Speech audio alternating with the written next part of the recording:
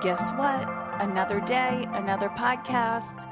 And guess what? Today is episode 333, my favorite, all about alignment. If you're woo-woo like me, you understand the significance of 111, 222, 333 every single time, especially lately that I've been doubting myself or, asking, should I do this or should I do that? I see the clock will be 111 or 1111, and I'll just see like random numbers. So I always know I'm on the right path, even if my mind and body is trying to convince me that it's not. So episode 333 feels very special and unique. So today's episode, hopefully will bring you joy. Before we dive in, it is January, and I refuse to say a new year, a new you. Same you, just a better version, where you're feeling in alignment, feeling alive, no more yelling at the kids, no more feeling like you're failing as a mother. This is your year to create energy. This is your year to create momentum. Stop sitting on the sidelines of your life. So we're now accepting applications for the mastery program. So you can you can head on over to momisincontrol.com and fill out the application. And I do have some bonuses for you for those who apply in January. I'm not going to say them here because I do not want you to apply just for the sake of getting the bonus. I want you to apply because you want to leave a legacy that is going to be a game changer for your children and their children to come. So what's going to happen is after you fill out your application at momisincontrol.com, I will personally read and respond and review, and you're going to be getting on an introductory call with one of my team members to see if my coaching is the right fit for you. So we'll start there. All right, momisincontrol.com. Now, if you'd like to know some more information before applying, then go to my website, heatherchauvin.com, and at the top, you'll see a banner that says Coaching Information Session. This Friday at 2 p.m. Eastern Standard Time, I'm going to be doing a live Q&A talking about mastery in my coaching. I will be answering your questions live as well. So for those of you that can show up, let me know what your cues are and I will answer them. So today I want to talk about food. Food is one of those areas that for a really long time I felt unqualified to talk about, and I still do. I'm just a newbie in the learning about, the world of food. But as an amateur, I shouldn't be talking as an amateur. The moment you come into the world, we eat, right? But yet so many of us feel uneducated to talk about food. So I definitely do not help people with their food journey. I can help with the mindset and the emotional components of it and making sure that you're making shit happen in your life. But I just also wanted to share with you a little bit about my personal journey with food. So I've been speaking with a lot of friends lately because I'm like, 2019, I'm going to figure out my food shit. And I'm so done with diets, so done with the all or nothing attitude. And since in the past 5 years, really diving into my body. Who am I? What does my body need?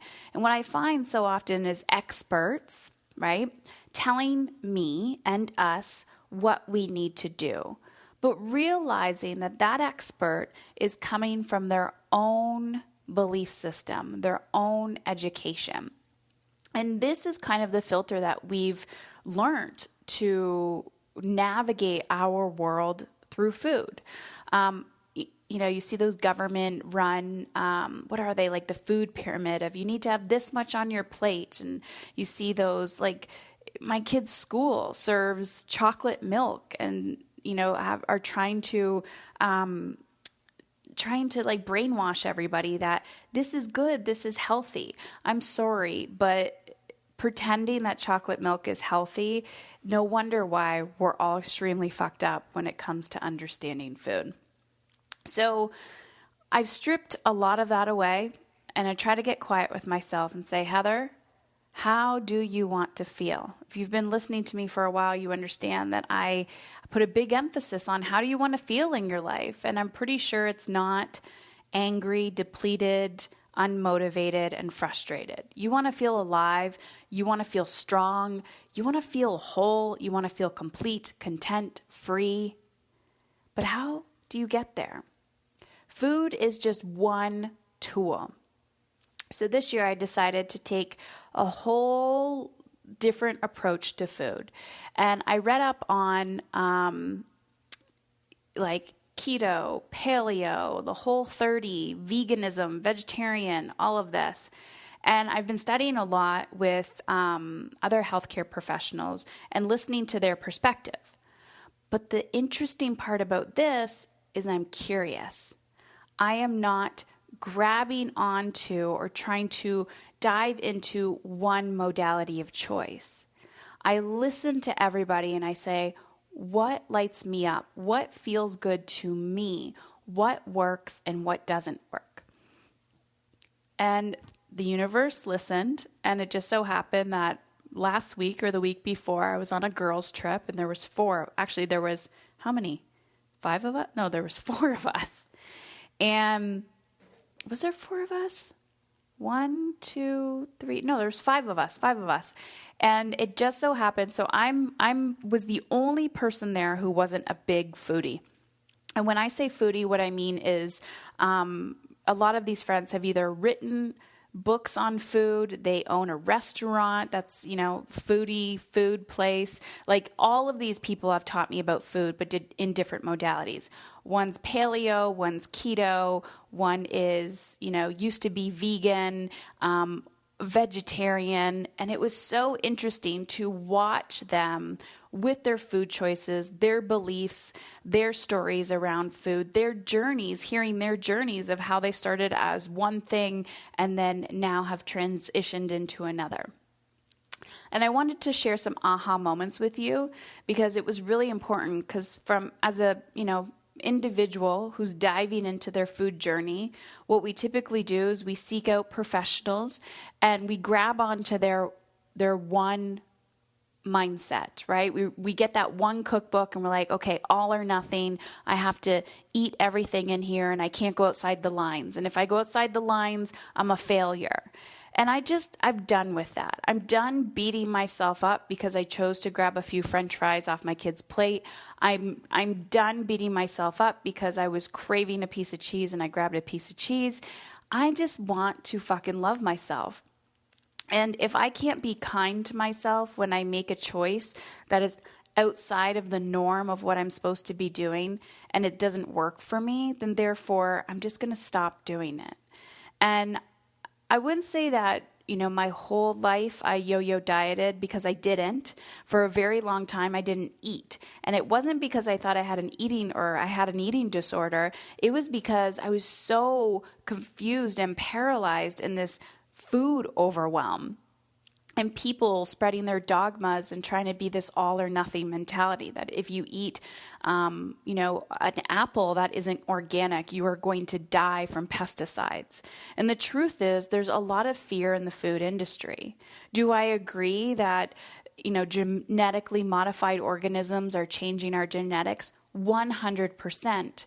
But what does that mean when I walk into a grocery store and I'm so overwhelmed that I just don't buy anything? That's not going to get us anywhere. Also, I grew up in poverty.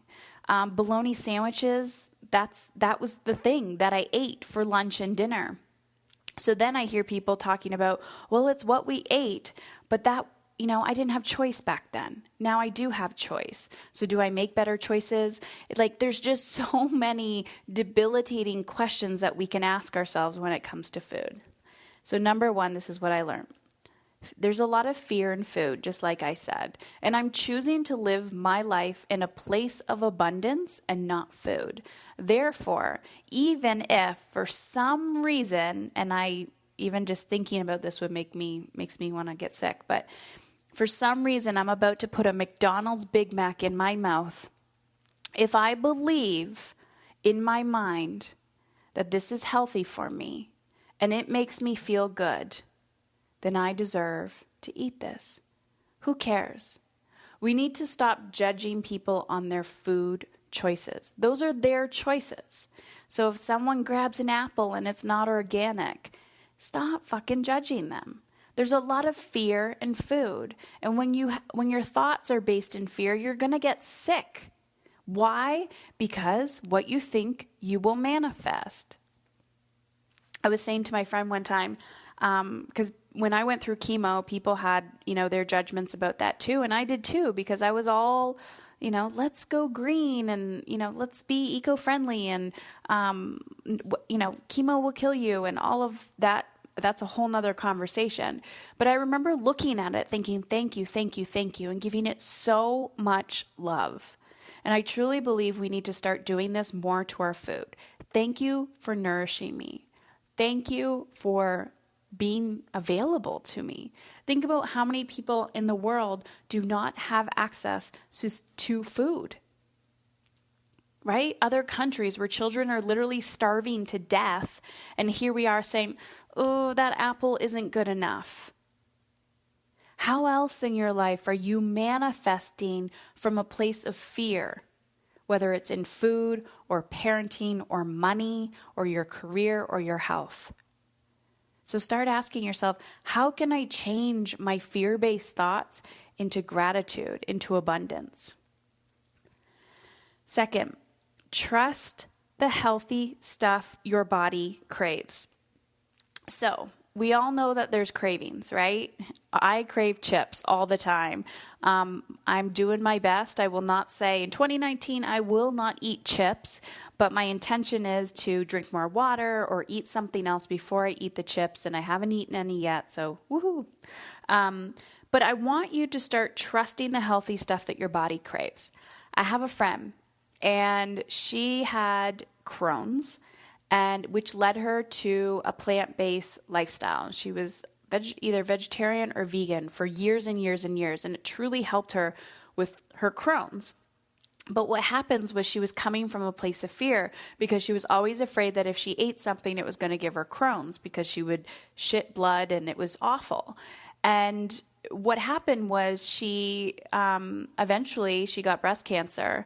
And in recovery during her breast cancer, she was still eating plant-based, and she went a little more restrictive because naturopaths and everyone was telling her, like, listen, you have to eat cleaner, you have to eat whatever.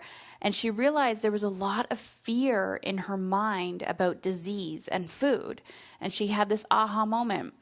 I did everything that I possibly could to help my body heal from Crohn's by eating healthy and organic, and look, I still got sick. The only common denominator is my thoughts.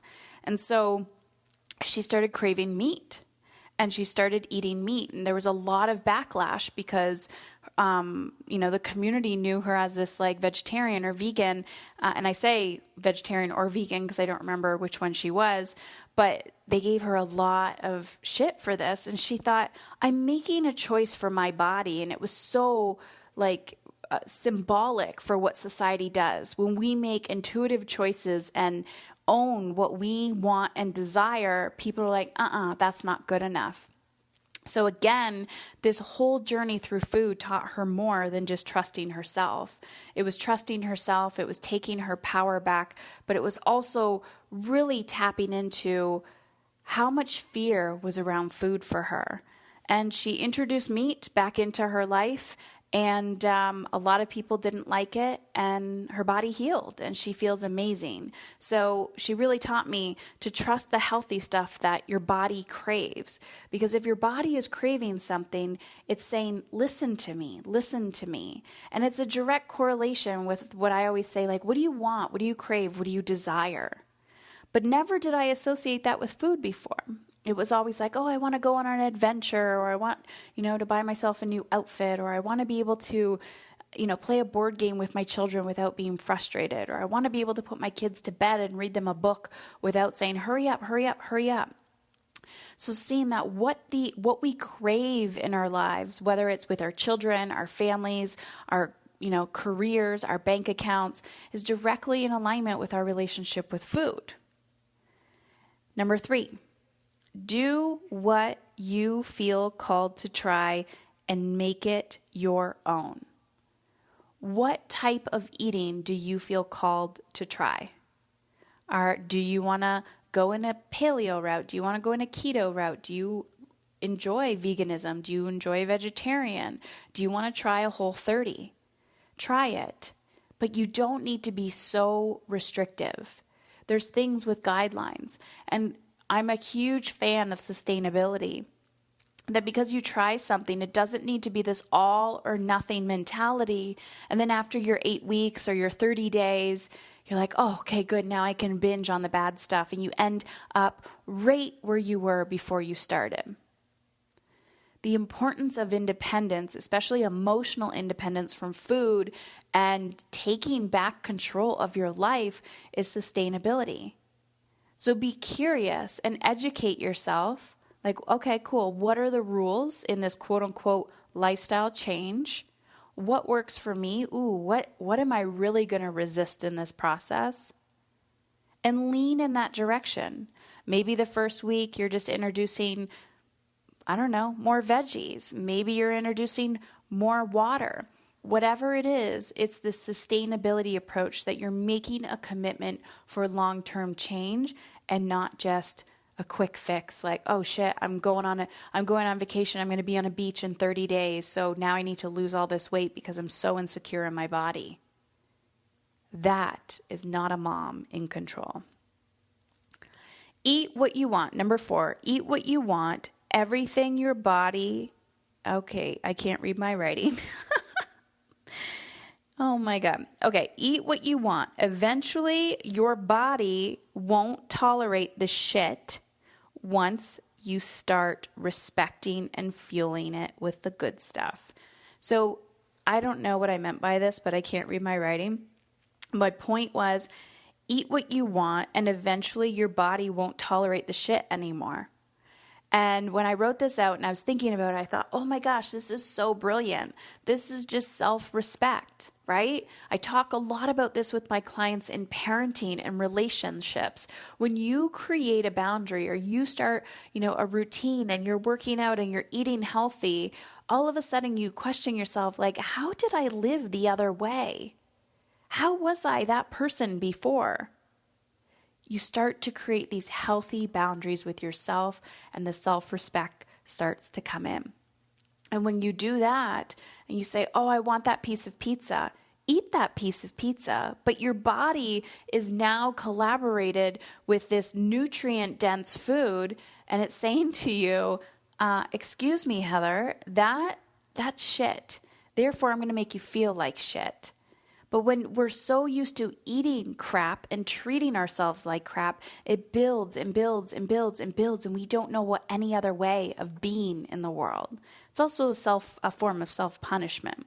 So the more you respect yourself and you see your body as this respectful temple in your home, right? Would you walk into your house or somebody else's house with like dog shit on the bottom of your shoes and just trample all over? Maybe your house, because apparently we have a really hard time respecting our own space. But would you do that to somebody else's house? If you would, then that's a whole nother conversation. But if the answer is no, why do we do that to our bodies? Why do we trample all over ourselves and then wonder why we don't feel good in a bathing suit, and then wonder why we don't feel good in our lives, and then wonder why we're so triggered when our kids say, Mom, you have this belly fat here. Who cares? But when you disrespect your body, you're triggered by everyone else disrespecting you. Number 5, not everyone will agree with your choices. I can't even read my writing. Not everyone will agree with your choices. Perfect. They also want labels. For some reason, human beings love labels. I don't know why. I'm not a huge fan of them. People are like, what are you again? What do you do? What do you eat? Do you do this? Do you subscribe to this? Are you this? Are you that? I don't know why, but people love to put people in boxes. Like, I need a tag for you. I need a title. Maybe that helps society function, but I'm just telling you, do what works for you. Do what feels good. If it doesn't, you're like, oh, this is so hard. Great. Create a system that's in alignment, that creates more ease in your life. Choose the easier path. And when I say choose the easier path, I don't mean don't show up.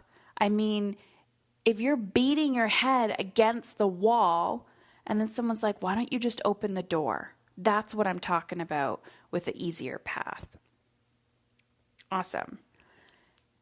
There's so much I'm unpacking here in the food world. And just for myself, I don't even know where this is going. But the beautiful part is, as the more I learn, the more I realize it's all connected.